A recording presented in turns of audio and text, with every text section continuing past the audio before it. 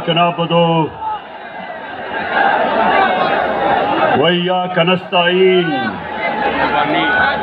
सबसे पहले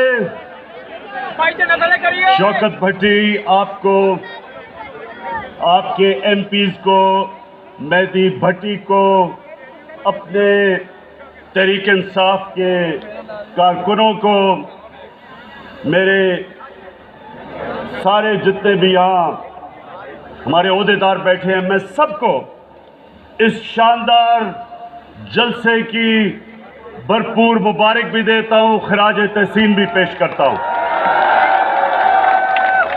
लेकिन शौकत भट्टी, आपने इतनी बड़ी लिस्ट पेश कर दी, लगता ऐसे है कि आप एक ही साल में हाफिजाबाद में वो काम करवाना चाहते हैं जो 70 साल में नहीं हुए। देखिए इंशाअल्लाह, देखिए सबसे पहले तो मेरा हाफिजाबाद के लोगों आपसे वादा है कि इंशाअल्लाह जब हमारे 5 साल मुकम्मल होंगे, मेरा वादा सिर्फ हाफिजाबाद आपसे नहीं है, मेरे सारे पंजाब के लोगों से है कि पाकिस्तान की तारीफ में इन 5 सालों में जो हम डेवलपमेंट का काम करेंगे, इस सारी मुल्क की तारीख में इतना काम नहीं हुआ होगा जो इंशाअल्लाह पंजाब में हम आपको करके दिखाएंगे। अब मैं हाफिजाबाद के नौजवानों, मैं आपका सबका जुनून देख रहा हूं। मैं ये चाहता हूं, अभी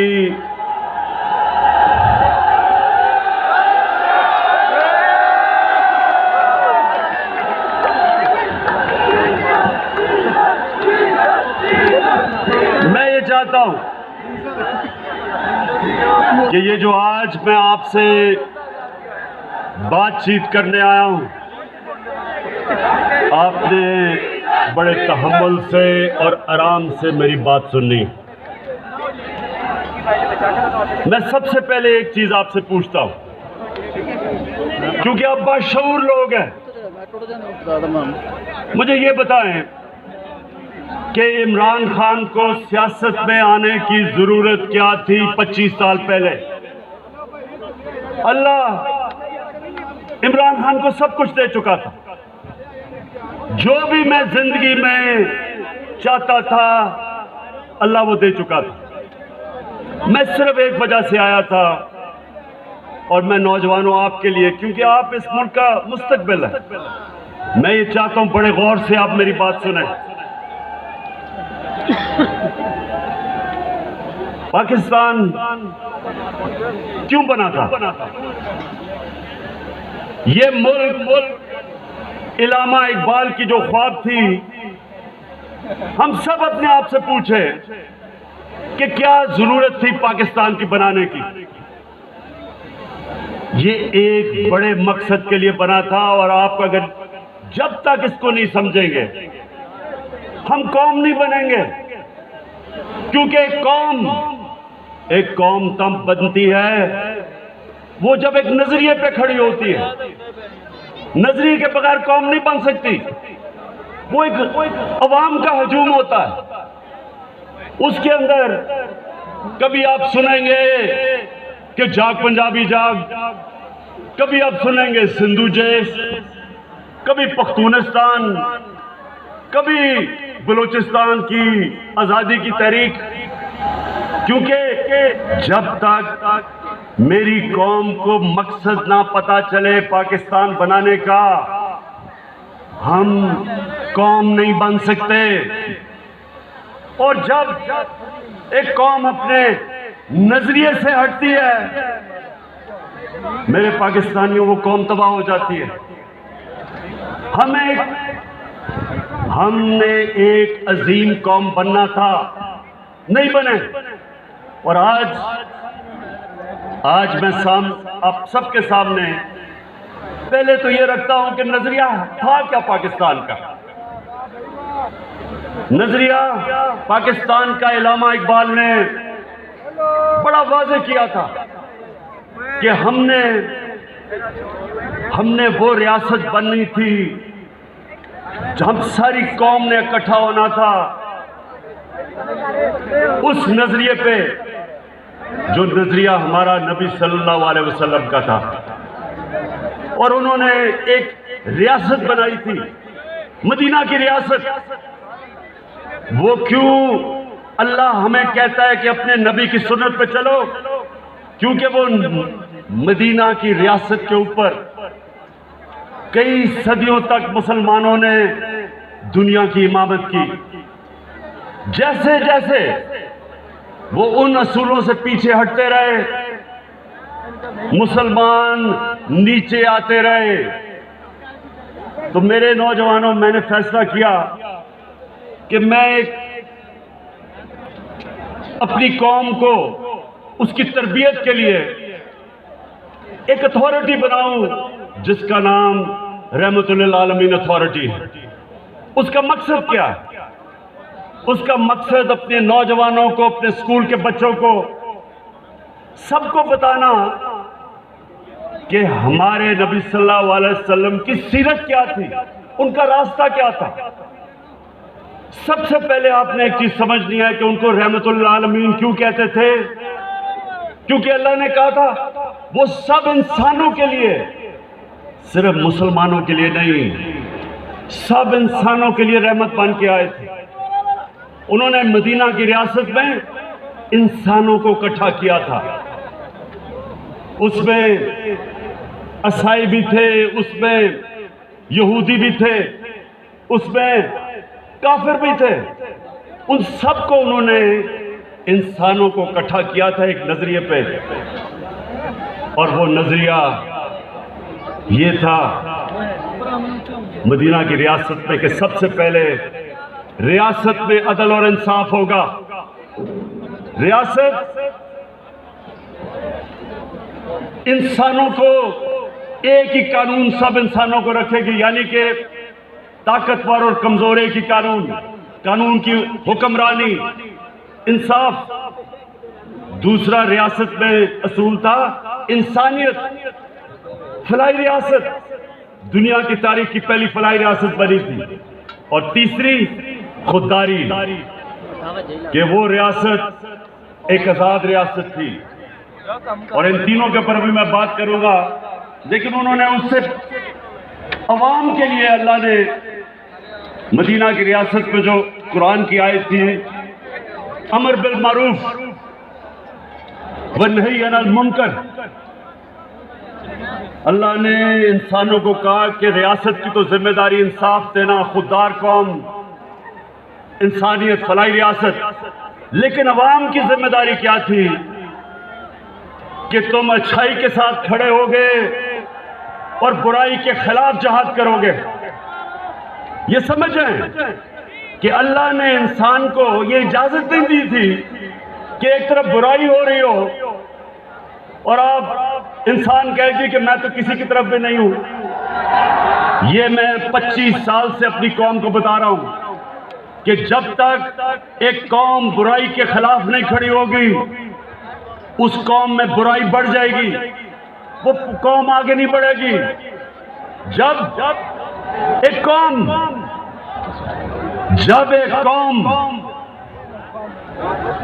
دیکھے گی کہ ظلم ہو رہا ہے، ظلم کے خلاف نہیں کھڑے ہوں گے، ظلم بڑھ جائے گا۔ جب ایک قوم دیکھے گی کہ کرپشن بڑھ رہی ہے اور قوم کچھ نہیں کرتی، تو معاشرے میں کرپشن بڑھ جائے گی۔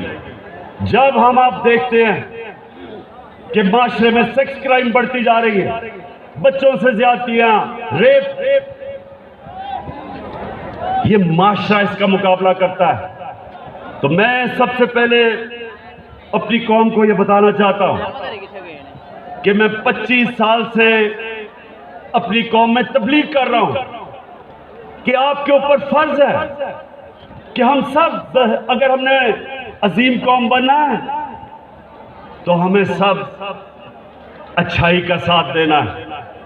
ہم جب دیکھیں کہ ملک کے نامور کرپٹ لوگ، مجرم، عدالتوں میں جن کے کیس، وہ جب سب کھڑے ہو کے ایک طرف کوشش کرتے ہیں کہ ملک کی ریاست کو گرانے کے لیے، پیسہ چلانے کے لیے، لوگوں کو خریدنے کے لیے، چوری کے پیسے سے لوگوں کے ضمیر خریدنے کے لیے، تو ریاست کی ذمہ داری ہوتی ہے اس کے خلاف آواز بلند کرنا، عوام کی ذمہ داری ہوتی ہے، عدلیہ کی ذمہ داری ہوتی ہے، الیکشن کی ذمہ داری ہوتی ہے۔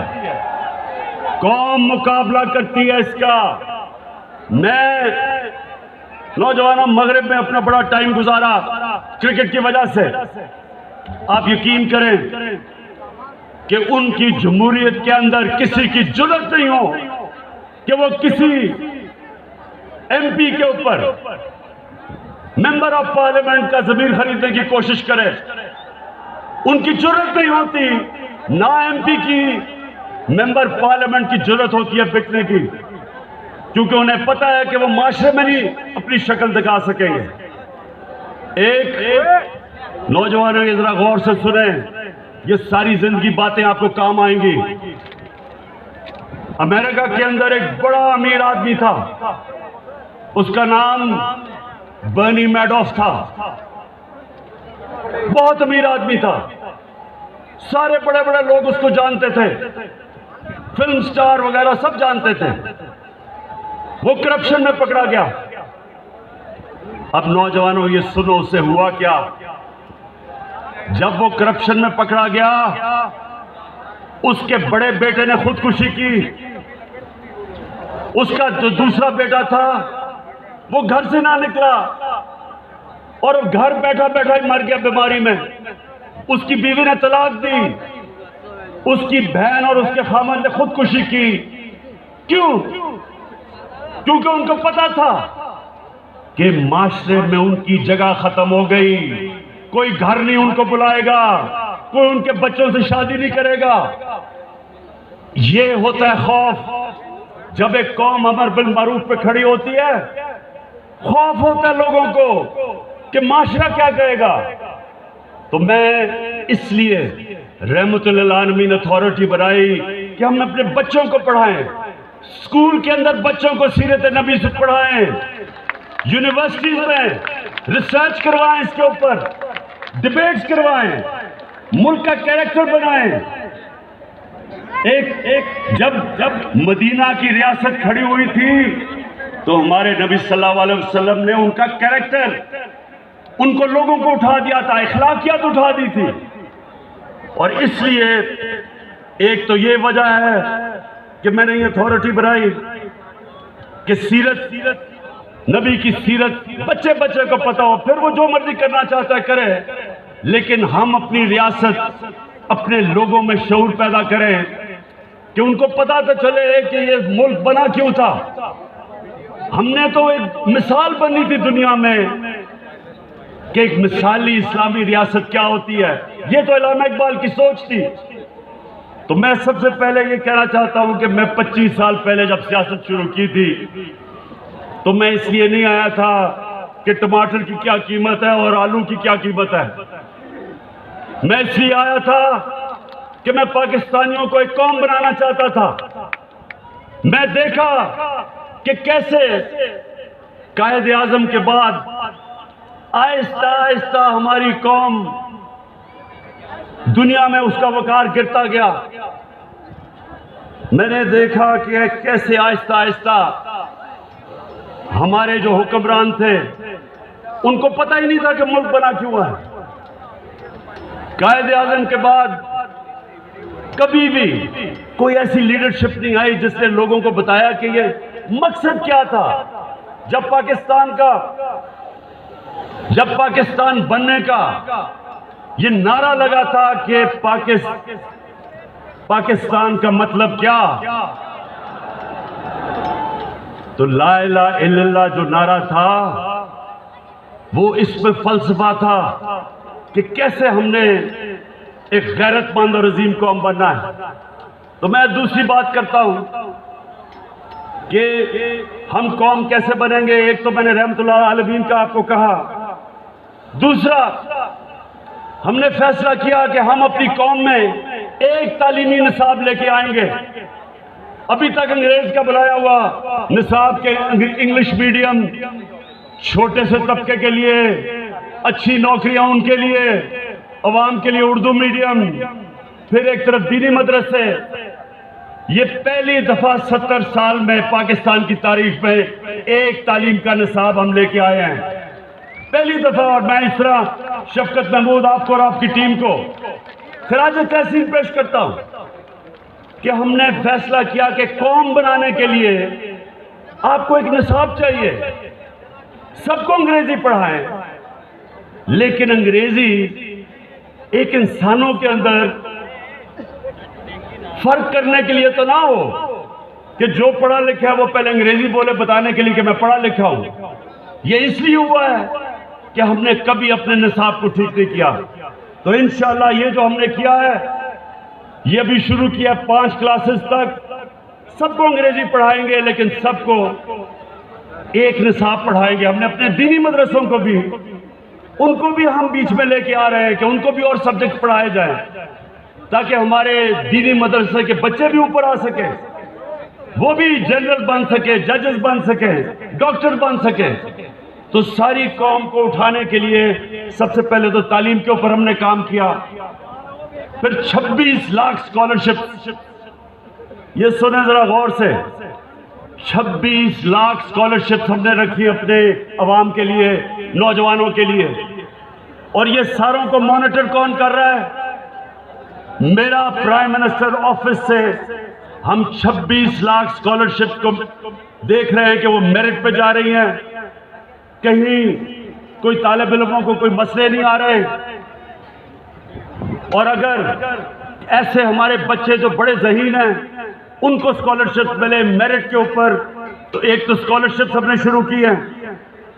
پھر ایک اور کام کیا ہے ٹیکنالوجی کے لیے، یہ پہلی دفعہ پاکستان میں 2 یونیورسٹیز بنا رہا ہوں جس میں ساری لیٹسٹ ٹیکنالوجیز ہیں۔ ڈاکٹر عطا رحمان اور ہمارے بڑے زبردست اس وقت ایئر فورس کے چیف جو ہیں، ان کے ساتھ مل کے ہم ایرو اسپیس کی لیٹسٹ ٹیکنالوجی کی یونیورسٹی بنا رہے ہیں تاکہ پاکستان بھی اپنی جہاز بنا سکے۔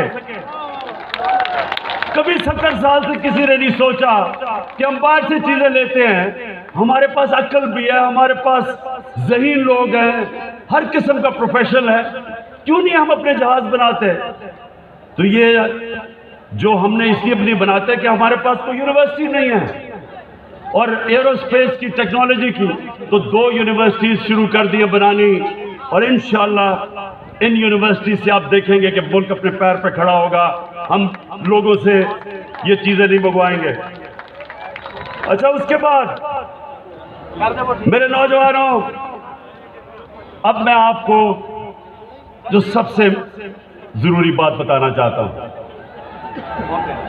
ہمارے نبی صلی اللہ علیہ وسلم جب مدینہ کی ریاست میں ان کے پاس تھوڑے سے بھی مسلمان ہوئے تھے، 5000 یا 6000 مسلمان تھے۔ یہ ذرا غور سے سنیں، تاریخ کا حصہ ہے۔ 628 اور 629 انہوں نے 2 خط لکھے۔ اب سوچیں کہ مسلمان تھوڑے سے چند ہزار تھے، اور خط لکھا انہوں نے ایک سپر پاور کو۔ دنیا بٹی ہوئی تھی 2 سپر پاورز کے بیچ میں، ایک تھا پرشین ایمپائر، ایک سپر پاور ایک طرف مشرق میں، اور مغرب میں تھی روم بیزنٹائن ایمپائر۔ انہوں نے دونوں سربراہ کو ایک خط لکھا، دونوں کو ایک پیغام دیا کہ میں اللہ کا پیغام لے کے آیا ہوں، اگر تم اس پیغام پہ چلو گے تو تمہاری بہتری ہے۔ اب سوچیں کہ ایک لیڈر، دنیا کے تاریخ کا سب سے عظیم لیڈر، اس کی کیا، اس کی شان دیکھے کہ جب ان کی فوجیں لاکھ لاکھ لاکھ لاکھ سے زیادہ بڑی فوجیں اور جدید ہتھیار تھے، یہ کچھ بھی نہیں تھے، تھوڑے سے ہزار مسلمان تھے. لیکن دنیا کے لیڈر کو ذرا دیکھیں کہ اس نے ان کو یہ نہیں کہا کہ میں امداد چاہتا ہوں، انہیں یہ نہیں کہا کہ میں تمہارے سے قرضے چاہتا ہوں، انہوں نے کہا میں سچ کا پیغام لے کے آیا ہوں. اور دنیا کی تاریخ شاہد ہے کہ 10 سال کے اندر اندر ان 2 خط کے بعد دونوں سپر پاورز گھٹنے ٹیک گئی مسلمانوں کے سامنے. تو حافظ آباد کے لوگوں سنو، لیڈر کبھی کسی کے سامنے جھکتا نہیں ہے. ہمارے نبی صلی اللہ علیہ وسلم نے ان کی سنت یہ ہے کہ لا الہ الا اللہ انسان کو غیرت دیتا ہے. جب وہ ایک انسان لا الہ الا اللہ پڑھ لیتا ہے وہ کسی جھوٹے خدا کے سامنے نہیں جھکتا. اور ہماری بدقسمتی کہ ہمارے جناب یہاں کا پرائم منسٹر امریکی صدر کے سامنے بیٹھتا ہے، کام پہ ٹانگ رہی ہوتی ہیں اس کی، ہاتھ میں پرچی پکڑی ہوئی ہوتی ہے کہ کہیں میرے منہ سے کوئی غلط چیز ایسی نہ ہو جائے کہ امریکہ کا صدر ناراض نہ ہو جائے. جب ایک ملک کا لیڈر اس طرح کسی کے سامنے ٹانگیں کمپاتا ہے تو اس کے بعد وہ قوم کو گرا دیتا ہے، قوم گر جاتی ہے. قوم کو تو لیڈر اٹھاتا ہے. ہمارا جو لیڈر، سب سے عظیم لیڈر، قائد اعظم محمد علی جناح، ایک غلام ہندوستان میں آزاد لیڈر تھا، ایک آزاد انسان تھا. اس کو دیکھ کے مسلمانوں کو فخر ہوتا تھا، کبھی کسی کے سامنے نہیں جھکتا تھا. اور ہماری ابھی کیا ہوا ذرا یہ سنیں. یورپین یونین کے ایمبیسڈرز نے مل کے خط لکھا کہ عمران خان کو اور ہماری حکومت کو روس کے خلاف بیان دینا چاہیے. اب یہ سارے پروٹوکول کے خلاف ہے، یہ سارے ڈپلومیٹک پروٹوکولز کے خلاف ہے کہ ایمبیسڈرز اوپن لیٹر لکھ دیں. اور میں نے ان کی صحیح تنقید کی. میں نے ان کو یہ کہا کہ تم نے ہندوستان سے اس طرح جرأت ہے خط لکھنے کی، اور کسی ملک کو لکھو گے ایسا خط؟ اور میں نے یہ پوچھا کہ ہم ایک آزاد ملک ہیں، ہم کسی کے غلام نہیں ہیں. ہمارے یہاں اب یہ سنیں، پہلے تو 2-3 لوگوں کی سٹیٹمنٹس آ گئی. فضل الرحمان نے کہا جی بڑا عمران خان نے بڑا ظلم کر دیا ہے.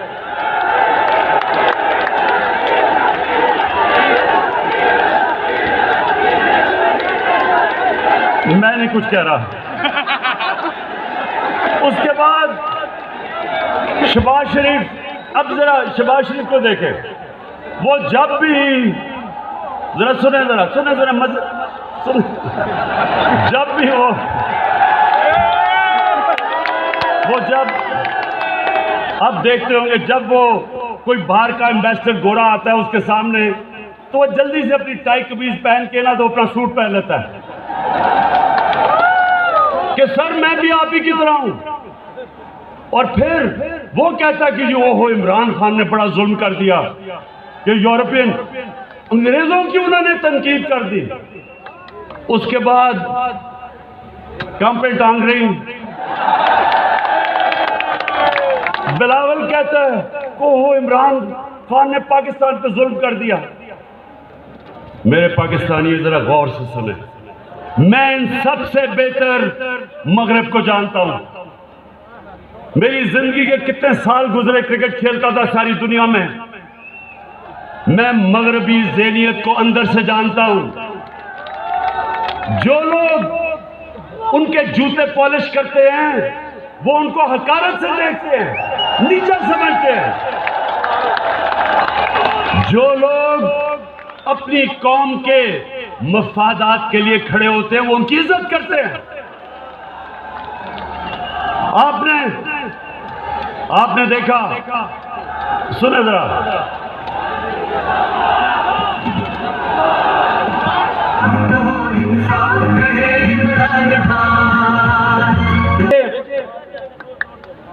نوجوانوں اپنی زندگی کا ایک اصول بنا لیں, دنیا اس انسان کی عزت کرتی ہے جو اپنی عزت کرتا ہے. جو انسان یا ملک اپنی عزت نہیں کرتا, دنیا اس کی عزت نہیں کرتی. ہمارے ملک میں 10 سالوں میں, یہ ذرا غور سے سنیں, 10 سالوں کے اندر 2008 سے لے کے 2018 تک 400 سے زیادہ ڈرون اٹیکس کیے اس ملک نے جس کے لیے ہم جنگ لڑ رہے تھے. ہمارے 2 سربراہ آصف زرداری اور نواز شریف ایک دفعہ انہوں نے اس کی مذمت نہیں کی. یہ دنیا کے سارے قوانین کے خلاف ہے کہ آپ بمباری کریں اور دہشت گرد کہیں جی میں جس کو ماریں کہیں جی دہشت گرد ہے. کہیں دنیا کا قانون یہ اجازت نہیں دیتا. اور پھر ایک طرف پاکستان ان کے لیے جنگ لڑ رہا ہے اور وہی ہمارے اوپر بمباری کر رہے ہیں. میں بار بار ان کی مخالفت کی, میں نے دھرنے دیے, میں نے ہر جگہ کہا کہ یہ انسانی حقوق کے خلاف ہے. میں نے امریکہ میں جا کے یہ کہا, میں نے برطانیہ میں یہ سٹیٹمنٹس دی. ایک جگہ یورپین یونین کے ایمبیسڈر شاہ محمود قریشی بھی میرے ساتھ تھے, شیرین مزاری بھی تھی. وہ سارے کوئی 20 ایمبیسڈر بیٹھ کے مجھے کہہ رہے تھے کہ تم کیوں مخالفت کر رہے ہو یہ ڈرون اٹیکس کی. کہتے وہ تو دہشت گرد مار رہے ہیں, تو آپ کیوں مخالفت کر رہے ہیں. یہ شاہ محمود کو یاد ہوگا اور شیرین کو. میں نے ان کو کہا